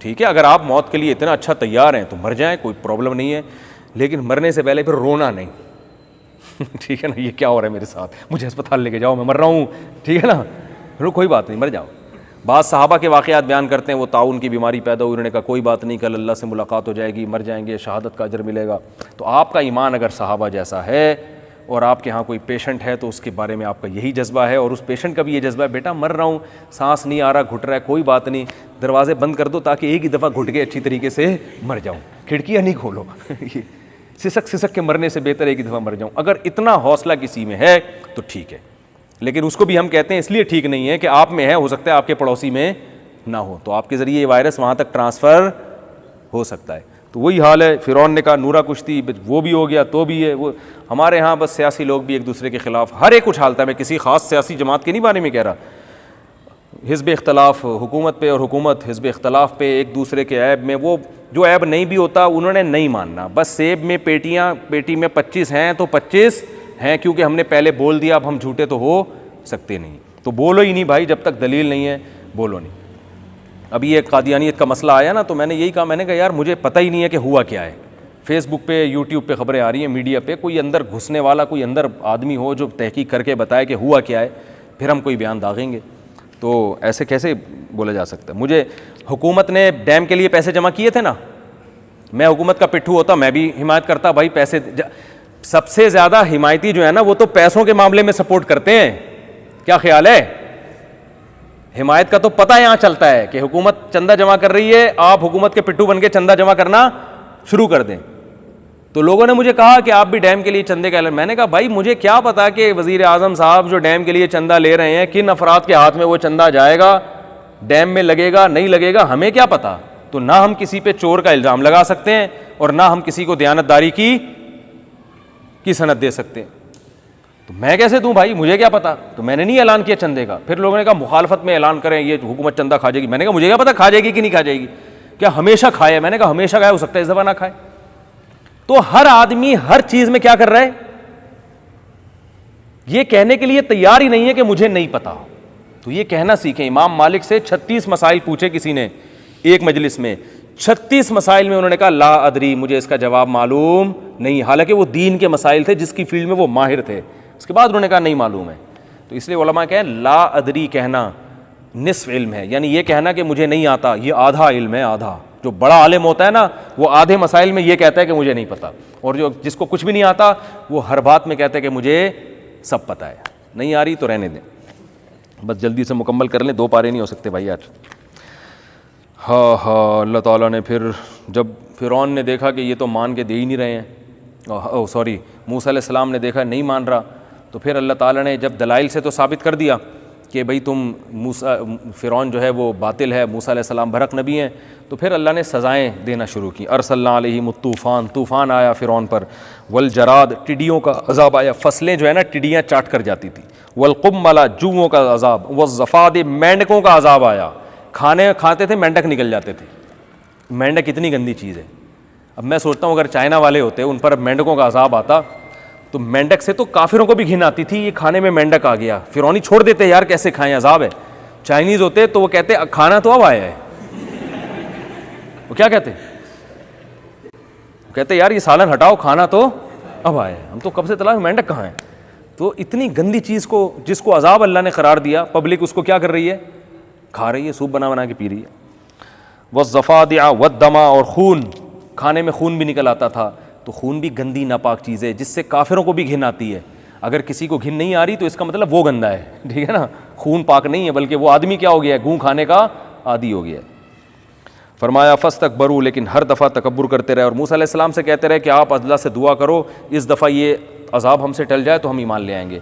मूसा अलैहिस्सलाम दुआ करते, अज़ाब टलता, वो कहते ये तो दुनिया में होता है, वबाएँ आती हैं और चली जाती हैं, मुश्किलात आती हैं चली जाती हैं, हर दफ़ा यही करते। फिर अल्लाह फरमाते फ़न तक़मना मिनहुम, हमने अब इंतकाम लिया उनसे, तो हमें डर है हमारे साथ भी ये ना हो रहा, अल्लाह हम सबको बचाए, हमने इंतकाम लिया। फ़अग़रक़नाहुम फ़िल यम्मी, तो देखो इस वबा में सिर्फ एहतियात नहीं करनी, असल तो काम है तोबा। अगर वबा में तोबा करने की तौफीक मिल जाए, एहतियात के साथ तोबा की भी तौफीक मिल जाए, क्योंकि वबा से बच भी गए तो बाद में मर जाएंगे ना, तो असल चीज़ है तोबा कर ली तो फिर मर भी गए तो मसला नहीं है। फिर वही बात आप कहते हैं फिर मर गए तो फिर बचा क्यों रहे हैं हमें? इसलिए बचा रहे हैं कि आपको वायरस साथ वाले को भी लगेगा। वो मैंने एक बड़ी ज़बरदस्त मिसाल दी थी ना, एक मेरे पास किसी ने तस्वीर देखी, एक फ़ौजी जो है ना गधे को उठा के कंधे पे लाद के जा रहा है। तो किसी ने बताया ये गधा इसका बाप नहीं है जिसको इसने कंधे पे उठा के लेके जा रहा है। असल बात है ये यहाँ मायने हैं, माइंस बिछी हुई हैं। तो किसी भी गधे का पाँव आ गया, इंसान तो फ़ौजी तो सोच सोच के कदम रखेगा चेक करके, गधा थोड़ी चेक करता है। तो किसी भी गधे का पाँव आया तो गधे के साथ 8-10 फ़ौजी भी चले जाएंगे। तो उसने कहा ये जो वबा फैली हुई है ना, आस पास के गधों पे नज़र रखें। बहुत से लोग एहतियात कर रहे हैं, लेकिन आपके साथ उठने बैठने वाले बहुत से बेहतियात हैं, वो वायरस को लेके गर्दिश कर रहे हैं। वो आपसे झपियाँ पा के मिलेंगे, मोहब्बत से मिलेंगे, और वो खुद तो मरेंगे, वो आपको भी मरवाएंगे। तो आस पास के गधों पे भी क्या रखें? बोलो ना भाई ना। तो वक्ती तौर पर अगर गधे को बाप भी बनाना पड़े तो उसको दलाइल से बात समझ में नहीं आ रही, उसको हदिये दें, नज़राने दें कि यार वहीं से ब्लूटूथ के ज़रिए सलाम कर लो, बड़ी मेहरबानी है। बाद में मैं आपके पाँव चूमने के लिए, जैसे ये वायरस ख़त्म हो जाए ना, मैं आपके पाँव चूमूंगा, अगरचे आप इस काबिल नहीं हो। लेकिन वक्ती तौर पर पंजाबी की एक मशहूर मिसाल है कि मजबूरी में गधे को भी बाप बनाना पड़ता है। तो आज समझ में आ रहा है कि बनाना पड़ता है, तो बना लें ठीक है। तो अल्लाह ताला ने फरमाया कि हमने ये सब कुछ उन पर भेजा, और फिर क्या हुआ? अल्लाहु अकबर। फिर अल्लाह फरमाते इंतकाम लिया और हमने उनको पानी में गर्क कर दिया, और हमने ज़मीन का वारिस उस कमज़ोर कौम को बना दिया जो मशरिक़ और मगरिब में कमज़ोर समझे जाते थे। हमने उनको मालिक बना दिया। और तम्मत कलिमतु रब्बिकल हुस्ना अला बनी इसराइल, अल्लाह ने बनी इसराइल से जो वादा किया था कि तक़वा इख्तियार करोगे तो दुनिया पे गालिब करूँगा, तो उन्होंने पैगम्बर का साथ दिया, अल्लाह ने उनको दुनिया पे गालिब कर दिया। काफ़ी हो गया बस। ये तो मूसा अलैहिस्सलाम का वाक़या सूरह ताहा में और तफसील से आएगा इंशाअल्लाह, वहाँ बयान करूँगा। बस इस सूरत में एक और दिलचस्प वाक़या है। अल्लाह ने यहूदियों को मना किया था हफ्ते के दिन मछली का शिकार मत करना। ये कम वक्त क्या करते थे, वो जो है ना जाल लगा के पहले बैठ जाते, मछलियाँ आगे फंस जाती और इतवार को निकाल लेते थे। हफ्ते को जाल लगाते क्योंकि हफ्ते को मछलियाँ ज़्यादा आती थीं, तो अल्लाह ताला बाज़ दफ़ा आज़माते भी हैं, तो वो इतवार को निकाल लेते थे। मना किया बाज़ लोगों ने, भाई ये गलत कर रहे हो, शिकार तो हो गया ना, जब जाल में पकड़ लिया तो शिकार तो हो गया। तो लेकिन ये कि नहीं माने, तो अल्लाह ने बंदर और खिंजीर बना दिया उनको। तो इससे पता चलता है कि अल्लाह की हुदूद के करीब नहीं आना चाहिए। बाज़ लोग इससे क्या करते हैं, दलाइल देते हैं कि जो फ़ुक़हा कराम ने हीले बयान किए ना, हीले वीले, ये सब ख़ास तौर पे हनफियों पे तो बहुत रद्द किया जाता है। अब ये उन्होंने अपनी किताब में हीला रखा है सूद से बचने का, हीले वीले कुछ नहीं होते। टीवी में एक अहले हदीस आलिम बयान कर रहे थे, वो अच्छे आलिम हैं, काबिल एहतराम है, लेकिन वही बात है ना कि आजकल दलील कोई भी उठ के कुछ भी, कोई सामने बैठा ही नहीं होता कोई दलाइल से जवाब देने वाला। पब्लिक एक तरफ़ा दलाइल सुन रही होती है, और दूसरा आदमी कोई वो होता ही नहीं है, उस बेचारे को खुद कुछ पता ही नहीं होता, वो बैठ के ऊट पटांग फेंक रहा होता है। नीचे कमेंट्स में लोग कहते हैं देखो भाई क्या टाइट दलील है। तो वही एक अहले हदीस आलिम इस तरह बात कर रहे थे कि ये जो हीले हैं ना, ये जो मुख्तलिफ़ किस्म के हीलों, मैं ज़्यादा नहीं गहराई में जाऊँगा कहीं आप उनके नाम तक ना पहुँच जाएँ, खाम एक बदमज़गी होती है ना, इख्तलाफ का माहौल पैदा होता है। तो मुझे ख्याल हुआ मैं इनके सामने बैठा होता, मैं इनसे कहता कि कुरान में ही हीलों का तज़किरा भी है। अय्यूब अलैहिस्सलाम ने कसम उठाई थी कि मैं जब ठीक हो जाऊँगा अपनी बीवी को 100 कोड़े मारूँगा, तो अल्लाह ने हीला बताया, इतनी नेक बीवी है, अब कसम ना पूरी करें तो भी ये अजीब बात है, और मारें तो अल्लाह नहीं चाहते थे कि इतनी खिदमत गुजार बीवी के 100 डंडे लगें। तो अल्लाह ने फरमाया कि हीला कर लो, एक झाड़ू में 100 तिनके लेके वो एक झाड़ू एक दफ़ा मार दो, ठीक है ना। तो हीले की 2 किस्में, एक जायज़ हीला और एक नाजायज़ हीला। बनी इसराइल जो कर रही थी वो नाजायज़ हीला था, क्योंकि शिकार से अल्लाह ने मना किया। तो शिकार की डेफिनेशन क्या है? जाल में मछलियों का फंस जाना। निकालने की इतनी बड़ी वैल्यू थोड़ी है, निकाल तो आप कब भी लो, किसी भी वक्त लो। तो हफ्ते को मछलियाँ ज़्यादा आ रही हैं तो वो जाल लगा के बैठ जाते ताकि मछलियाँ फंस जाएँ उसमें, क्योंकि इतवार को मछलियाँ होती नहीं हैं। मछलियाँ भी देखें संडे मंडे समझती हैं कि क्या होता है। तो अब वो इतवार को फांस ले तो शिकार तो हो गया ना। तो जो मकसद था आजमाइश का, वो मकसद क्या हो गया? फौत। तो ये हीला नाजायज़ है, क्योंकि इसमें शरीयत की हिकमत क्या हो रही है? फौत हो रही है, मकसद ही फौत हो रहा है। और बाज़ हीले जो फ़ुक़हा ने बयान किए वो जायज़ हैं, क्योंकि वो हराम से बचने के लिए हैं, वो हराम में मुब्तला होने के लिए नहीं है। अब नेक बीवी को 100 कोड़े मारना कोई शरीयत में पसंदीदा काम तो नहीं है ना। तो यहाँ हीला इख्तियार किया गया कि भाई 100 डंडियाँ उन्होंने बोला था मारूंगा, तो भाई तिनकों वाली झाड़ू लें, 100 उसमें वो हो, तो वो एक ही दफ़ा मार दें तो 100 लग जाएंगी। क्या ख्याल है? तो ये हीला है एक बुराई से, एक बुराई तो नहीं कैसे, नाजेबा काम से बचने के लिए। तो इसी तरह ये जो बहुत सारे हीले फुकाहा ने बयान किए हैं वो भी सूद से बचने का हीला है। बहुत सारे हीले हैं जो भाई इस तरह से करो कारोबार तो वो जायज़ हो जाएगा, इस तरह से करो तो नाजायज़। लोग कहते हैं कान इधर से पकड़ो उधर से पकड़ो, एक ही बात है। तो ये तो हराम हीला है, वो हराम हीला नहीं है। इस तरह से करोगे तो वो सूद रहेगा नहीं, वो बिजनेस बन जाएगा। और ये हीले तो नबी सल्लल्लाहु अलैहि वसल्लम ने बताया, हज़रत बिलाल को बताया, मशहूर हदीस है, मैं अभी ज़्यादा डिटेल में नहीं जाऊँगा। उन्होंने एक कारोबार किया था, वो आपने फरमाया सूद है, इसको इस तरह से करो, हालांकि रिजल्ट एक ही निकल रहा था। तो ये फुक़हा का काम होता है, उलमा का काम होता है कि वो बताएं कौन सा हीला जायज़ है और कौन सा नाजायज़ है। इसी तरह ये हलाले का जो हीला है इसको भी अलग तलाक हराम कहते हैं, हालांकि ये भी गलत है। 3 तलाक़ें किसी मर्द ने दे दी, औरत ने इद्दत गुजारी, इद्दत गुजारने के बाद औरत ने किसी मर्द से शादी की और बग़ैर किसी एग्रीमेंट के, ज़बान से एग्रीमेंट नहीं हुआ, निकाह किया। अब मुझे एक बात बताओ, ये लोग कहते हैं हलाला बेगैरती है और हलाले पर लानत है, हलाला बेगैरती है। कौन से स्टेप में बेगैरती हो रही है, मुझे ये बताओ ज़रा। प्री प्लान हो, पहले से एग्रीमेंट करके हो, फिर तो है बेगैरती। लेकिन कुरान ने भी तो हलाले का तज़किरा किया ना। अल्लाह ने फरमाया अगर 3 तलाक़ें देने के बाद, एक साहब कहने लगे हनफी लोग 3 तलाक़ों को 3 कह के जो है ना हलाले का रास्ता खोलते हैं। मैंने कहा ये हमने नहीं, ये कुरान ने खोला है। अगर हलाले, कुरान ने कहा 3 तलाक़ें कितनी होती हैं, 3, और 3 तलाक़ों के बाद कुरान ने कहा कि औरत इद्दत गुजारेगी और उसके बाद औरत फला क्या है कि फ़इन तल्लक़हा फ़ला तहिल्लु लहु मिन बादु हत्ता तनकिहा ज़ौजन गैरा। कुरान के अल्फाज देखो, मर्द ने अगर तीसरी तलाक दे दी तो ये औरत इस मर्द के लिए हलाल नहीं है जब तक कि किसी दूसरे मर्द से निकाह ना कर ले। तो कुरान तो खुद रास्ता बता रहा है कि जब तक किसी दूसरे मर्द से निकाह ना कर ले पहले के लिए हलाल नहीं है। साफ पता चल गया, अगर कर ले तो फिर पहले के लिए क्या है, हलाल है। आप इसको बेगैरती कैसे कह सकते हो भाई? तो कुरान ने कहा अगर दूसरे मर्द से निकाह करे और वो तलाक दे दे। अब कुरान ने तो ये नहीं कहा कि उसी सेकंड में तलाक दे दे, 1 दिन बाद दे दे, 6 महीने बाद दे दे। हदीस से पता चलता है हम बिस्तरी के बाद दे। सहाबिया रसूलुल्लाह सल्लल्लाहु अलैहि वसल्लम के पास आई कि मेरे मियाँ मुझसे हम बिस्तरी नहीं कर सकते, मैं तो पहले शौहर के पास जाना चाहती हूँ। जब मैंने रात गुजारी, 1 रात गुजारी थी और उनके वो नामर्द हैं, वो हम बिस्तरी नहीं कर सकते, मैं तो पहले मियाँ के पास जाना चाहती हूँ, तो मैं जा सकती हूँ। मतलब उन सहाबिया को इतराज़ ही ये हुआ था कि भाई कुरान ने बयान किया है कि दूसरे मर्द से निकाह किए बगैर आप पहले के पास नहीं जा सकती। तो सहाबिया आई, उन्होंने अर्ज़ किया या रसूलल्लाह दूसरे मर्द से निकाह तो हो गया है, लेकिन कन्फ्यूजन ये है कि हम बिस्तरी नहीं हो पा रही, तो क्या मैं पहले के पास जा सकती हूँ?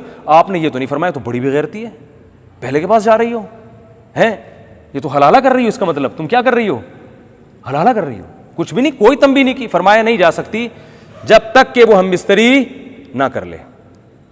नहीं आ रही बात समझ में? मतलब यह था कि अगर आपके शौहर हम बिस्तरी करके आपको तलाक दे दें तो फिर पहले के पास, बोलो ना भाई, साफ इस हदीस का यह मतलब है या नहीं है कि भाई जब तक हम बिस्तरी नहीं कर लेते इलाज करके या किसी भी तरीके से, वो कह रही या रसूल अल्लाह मैं पहले शौहर से निकाह कर सकती हूं। आपने फरमाया ला हत्ता तज़ूक़ी, हदीस के अल्फाज देखो, हत्ता तज़ूक़ी उसैलतहु व यज़ूक़ा उसैलतकी, जब तक वो तुमसे जिमा नहीं कर लेते और तुम उनसे हम बिस्तरी नहीं कर लेती उस वक्त तक तुम पहले के लिए हलाल नहीं हो। ये अल्फाज हैं। क्या मतलब? साफ पता चल रहा है अगर ये काम हो जाता है तो पहले के लिए क्या हो जाती हो, हलाल हो जाती है। साफ हदीस में है। तो यहां भी यही है, एक नजरिया पहले गढ़ा जाता है, ठीक है ना, फुकाहा को मलामत की जाती है, ये सारे गलत थे, जितने फुकाहा सदियों में पैदा हुए किताबों में सब गलत थे।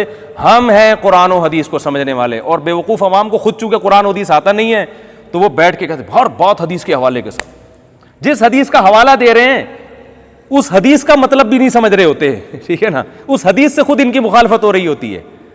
तो ये जो हदीस में आता है ना कि नबी सल्लल्लाहु अलैहि वसल्लम ने फरमाया, वो सहाबी आई नबी के पास, या रसूलल्लाह मेरे शौहर ने 3 तलाक़ें दी थी, मैंने किसी मर्द से निकाह किया है, वो मर्द हम बिस्तरी नहीं कर पा रहे, और क्या मैं पहले के पास जा सकती हूँ? आपने फरमाया नहीं जा सकती जब तक कि ये हम बिस्तरी ना कर लें, तो फिर तलाक लेके जा सकती। इससे ये भी पता चल रहा है वो खातून, इसमें इशारा भी मिल रहा है कि वो खातून जाना चाहती थी पहले मियाँ के पास, लेकिन वो मजबूर थी कि जिमा नहीं हुआ, पता नहीं मैं पहले के पास जा भी सकती हूँ कि नहीं जा सकती।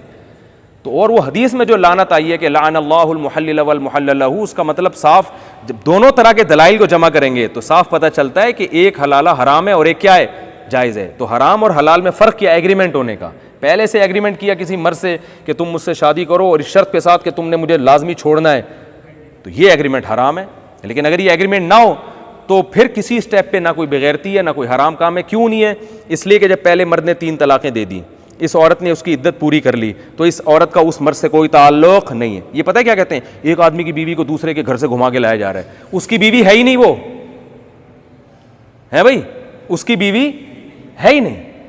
अब जब इद्दत पूरी हो गई, इस औरत का उससे कोई रिश्ता नहीं है, इस मर्द के अलावा दुनिया में किसी भी मुसलमान मर्द से शादी करती है, गैरत के खिलाफ होगा ये काम?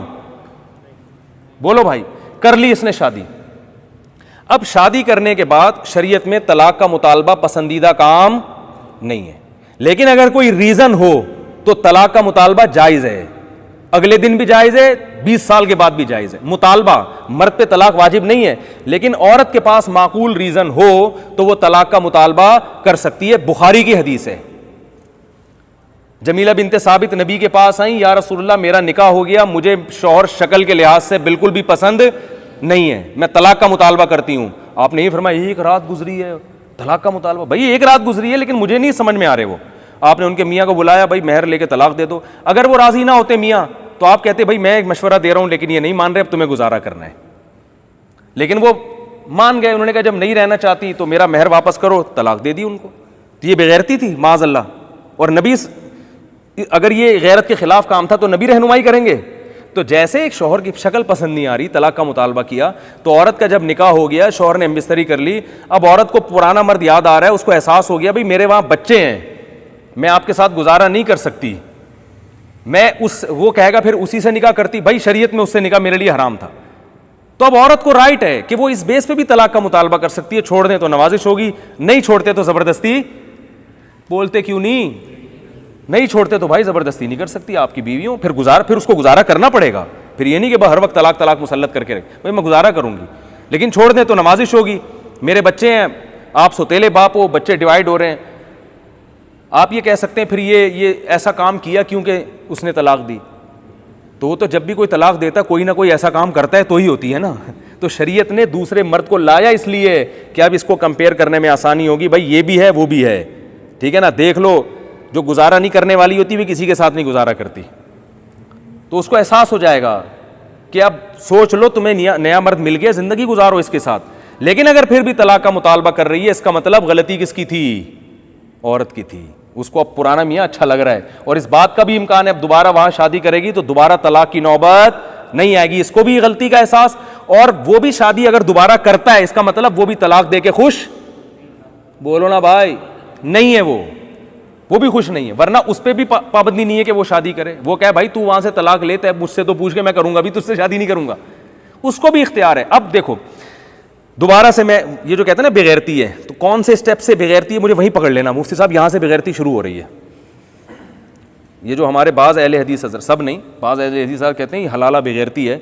तो जहां से बेगैरती वाला काम शुरू हो, मुझे आपने वहीं कुरान और सुन्नत की रोशनी में वहीं पे क्या कर लेना है, पकड़ लेना। मुझसे यहां से बेगैरती शुरू। तो 3 तलाक के बाद इद्दत पूरी हुई, एक औरत का अब उस मर्द से कोई रिश्ता नहीं है।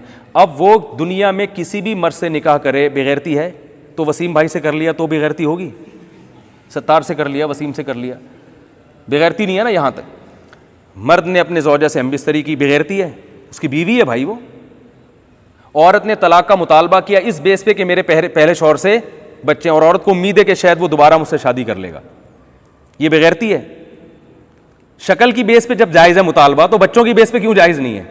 शौहर ने नहीं दी तलाक, ठीक है नहीं दी, लेकिन अगर दे दी, उसने कहा यार छोड़ो, जब नहीं रहना चाहती, तो जो औरत नहीं रहना चाहती उसे कौन रखता है, इसने तलाक दे दी, इसकी इद्दत भी पूरी हो गई, बेगैरती है? बोलो भाई। जब इद्दत पूरी हुई तो फिर ये औरत सारी दुनिया में किसी से भी निकाह करती है तो बेगैरती है। तो जब बाकी दुनिया में किसी मर्द से निकाह करना बेगैरती नहीं है, तो जिसके जो बच्चों का बाप है उससे निकाह करना कहां से बेगैरती हो गई? बहुत मुश्किल है भाई। इसलिए इसमें तो शायद थोड़ा सा बेगैरती का उनसर है कि तुम्हारे बच्चे रुल जाएंगे, इतने बच्चे हैं तो उसी आदमी से कर लो ना जिसके बच्चे हैं। इसको तो किसी और से निकाह करने में तो शायद थोड़ा बहुत अखलाकी लिहाज से गलत हो, उसी से निकाह करने में कहां से बेगैरती हो गई? बेस मजबूत है। और अगर वो नहीं करना चाहती, वो कहती भाई उसने जो मुझे तलाक दी है, मैं तो नहीं रह सकती, मेरी तो जान छूट गई, मोस्ट वेलकम, बहुत अच्छी बात है भाई, बहुत अच्छा काम है। तो औरत को अल्लाह ने इख्तियार दिया है भाई, जहां चाहे करो, पुराने वाले से भी कर सकती हो और किसी नए वाले से भी, और जो नया दूसरा मियाँ है उसी के साथ गुजारा भी कर सकती हो। तो इख्तियारात किसके बढ़ रहे हैं? औरत के। लोग कहते हैं औरत पे जुल्म हो गया, हाय बेचारी को हलाला कराया जा रहा है, हाय बेचारी को साथ ये किया जा रहा है, हाय बेचारी, क्यों? बेचारी के तो इख्तियारात बढ़ाए जा रहे हैं। बेचारी को कहा जा रहा है तो उसने तो कमबख्त ने तलाक दे दी, तुम नहीं रहना चाहो तो तुम्हारी मर्जी है। बेचारा तो वो है। हमारे अहले हदीस भाई क्या करते हैं, इंतहाई एहतराम के साथ 3 तलाकों को नाफिज ना करके मर्द को दोबारा तलाक से खेलने का मौका देते हैं। बात आ रही है समझ में? ठीक है, इस्लाम ने मर्द के इख्तियारात क्या कर दिए हैं? ख़त्म कर दिए हैं। ये नहीं हो सकता, अब नहीं तुम निकाह कर सकते। तो किस स्टेप पे ये बेगैरती और गैरत के लेबल आप खुद से नहीं लगा सकते। इसके लिए आपको शरीयत से कोई दलील पेश करनी पड़ेगी, कुरान और सुन्नत से कोई दलील पेश करनी पड़ेगी। तो हमारे यहाँ इल्म बिल्कुल भी नहीं है, लेबल है कुरान और सुन्नत के, वो चल रहे हैं। हदीस नंबर कुरान की गामदी साहब जैसे पेश करते हैं, आयत नंबर ये, गामदी साहब ने सूरह आराफ की आयत नंबर ये, इस आयत में 5 चीज़ों को हराम करार दिया। 5 चीज़ें तर्जमा तो करो, वो 5 चीज़ें जो है ना, जो तर्जमा तो कम से कम भाई कोई सुन ले। लोग कह रहे हैं ये होते हैं दलाइल। ये क्या होते हैं? दलाइल। अल इस्म का तर्जमा है हक तलफी। वो ये लोग क्या करते हैं, पूरी बहस में ना एक चीज़, एक डंडी मार रहे होते हैं। तो इसलिए जैसे वबा फैली है कि नहीं फैली ये कौन बताएगा? डॉक्टर। तो इसी तरह कुरान और हदीस के भी माहिरीन हैं, वो मुज्तहिदीन हैं, वो फुक़हा हैं। लोग मुझे कहते हैं अपने बाबों का दिफा करता है। ओ भाई, मैं अबू हनीफा, इमाम शाफी, मालिक, अहमद बिन हम्बल जैसे मुज्तहिदीन का दिफा कर रहा हूँ। वो सारी उम्मत के बाबे हैं, ठीक है ना, पूरी और आप भी मानते हैं उनको। उनका दिफा करने वाला, अपने बाबों का दिफा करने वाला, और जो आज 15वीं सदी में पैदा होने वाले शख्स का दिफा करके पूरे मुज्तहिदीन को गलत करार दे रहा है, वो शख्सियत परस्त नहीं है। गामदी के फॉलोवर्स गामदी का दिफा करेंगे, और इमाम बुखारी भी गलत, अबू हनीफा भी गलत, इमाम शाफी भी गलत, इमाम अहमद बिन हम्बल भी गलत, सारे मुहद्दिसीन गलत, गामदी सही। लेकिन हम जो इन सब की दिफा करेंगे तो हमें कहेंगे ये शख्सियत परस्त हैं। शख्सियत परस्त वो होता है जो एक बाबे को लेके बैठ के हर चीज उसी की ठीक करने में लगा हुआ हो, या वो होता है जो पूरी उम्मत को सही करार दे रहा हो। तो ये जितने लोग हमें शख्सियत परस्त कहते हैं, ये खुद शख्सियत परस्त होते हैं, समझ रहे हैं? इनका कोई ना कोई बाबा होता है जिस पे बाबे का लेबल लगाने के लिए तैयार नहीं होते। ये होता वो इनका बाबा ही है कि किसी का बाबा प्रोफेसर है, किसी का बाबा इंजीनियर है, किसी का बाबा कुछ और है। वो पूरी उम्मत एक तरफ होगी और कहते हैं इसके पास दलील है। असल में इसके पास दलील इसलिए कि आपको दलील कब खुद को कख पता नहीं है, ठीक है ना, इसलिए आपको लग रहा है। फिर आ गया मसला नहीं हो सकता भाई, हम लोग नहीं तफसीर पढ़ सकते। मैं असल में कोशिश करता हूँ जो आयतों से जो मौजूदा हालात पे मुंतबिक तो करूँ ना उसको, वरना तो जनरल नॉलेज के लिए सिर्फ पढ़ लेना तो कोई बात ना हुई ना। उन आयतों को मौजूदा हालात पे मुंतबिक करना भी तो होता है ना, कि इन आयतों का इस ज़माने में हमें सबक क्या मिलता है। तो गैरत, तो वो हीले पे बात आई थी कि बाज़ लोग ये बनी इसराइल के हीले से ये वाले हीले भी निकाल लेते हैं कि हर हीला नाजायज़ नहीं होता, बाज़ हीले जायज़ होते हैं। तो ये जो शरई हलाला है ना बग़ैर एग्रीमेंट के, ये हीला ऐसा हीला है जिससे मियाँ बीवी का घर बस रहा है, सो बच्चों को ओरिजिनल बाप मिल रहा है। तो ये ना सिर्फ जायज़ है बल्कि इस हलाले को फुक़हा ने सवाब लिखा है। समझ में आ रही है बात? आप कह सकते हैं तलाक तो नाजायज़ है, पसंदीदा चीज़ नहीं है। जब कोई मसलहत हो तो फिर पसंदीदा है। भाई दूसरे मियाँ से औरत तलाक लेगी ना तो आप कहेंगे तलाक तो इस्लाम में पसंदीदा नहीं, हदीस में आता है अल्लाह को बहुत नापसंद है। जब कोई मसलहत ना हो, मसलहत हो तो फिर पसंदीदा है। ये तो मसलहत थी ना, उन साहबियों को मियाँ पसंद नहीं आ रहे थे, भाई गुजारा नहीं हो सकता, इतना डिफरेंस था, तो मसलहत थी कि अलग कर दिया जाए। इसी तरह अब्दुर्रहमान इब्न औफ रज़ी अल्लाह ताला अन्हु मदीना आए, कोई रिश्ता नहीं मिल रहा था। एक साहबी ने कहा कि आप अजनबी हैं, कौन रिश्ता देगा यहाँ आपको? मेरी 2 बीवियाँ, मैं एक को तलाक देता हूँ, आप उससे निकाह कर लें। तो ये गैरत के खिलाफ था। उनको पता था भाई अजनबी हैं, कौन रिश्ता देगा, बेचारे जवान आदमी हैं, इंसान में शहवतें भी होती हैं, तो मैं एक ज़ौजा को डिवोर्स दे देता हूँ, वो इद्दत के बाद इनसे निकाह कर लेंगी। तो ये गैरत के खिलाफ काम किया। बोलो भाई, आपको लगेगा लेकिन हकीकत में नहीं है। अब्दुर्रहमान इब्न औफ आए थे ना हिजरत करके, तो एक अंसार साहबी ने कहा था मेरी 2 बीवियाँ हैं, आपकी एक भी नहीं है, तो मैं एक को तलाक देता हूँ। ज़ाहिर अपनी बीवी से पूछा ही होगा ना कि भाई उससे निकाह कर लो। बाज़ दफ़ा मियाँ बीवी में इतना मुआशका होता है कि औरत राज़ी नहीं होती, तो बहुत अच्छी बात है। अगर किसी मियाँ बीवी में इतना इश्क है, वो कहें नहीं मैं आपके चरणों में ही बैठी रहूँगी, मैं नहीं जा सकती, फिर ना दें उसको तलाक, ठीक है ना। बाज़ दफ़ा औरत का वाजिबी ताल्लुक़ होता है, वो वाजिबी होता है कि भाई ठीक है आप भी मियाँ हैं, हम भी बीवी में ज़िंदगी गुजार रहे हैं, तो मर्ज़ी है, छोड़ दे तो कहीं और कर लूँगी, नहीं तो उनका ज़ाती मामला है ना भाई। ये गैरत के फ़ैसले मियाँ बीवी खुद करेंगे। बीवी अगर एकदम जज्बात में आ जाती है, नहीं ये कैसी बात, इसका मतलब ये छोड़ने के लायक, बोलो भाई नहीं, ये छोड़ने के लायक नहीं है। छोड़ो, एक बड़े बड़े दिलचस्प वाक़यात आ रहे हैं, बस मैं जल्दी से ये पारा मुकम्मल कर लूँ। ये नहीं हो सकता भाई, बस वमा अलैना इल्लल बलाग।